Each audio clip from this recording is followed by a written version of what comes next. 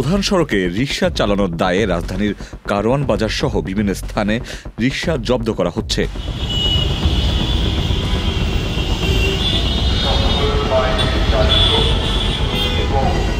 এ সময় রিকশা চালকদের পুলিশ সদস্যদের কাছে অনুনয় বিনয় করতে দেখা যায়।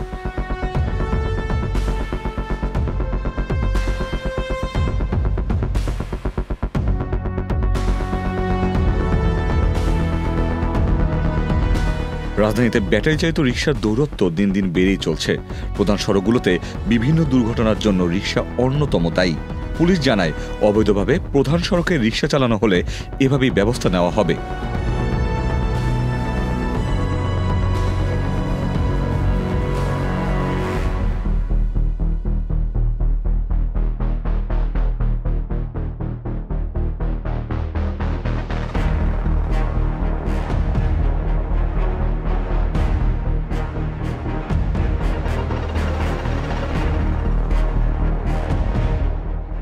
Ikhtiyar Ferdous, channel I.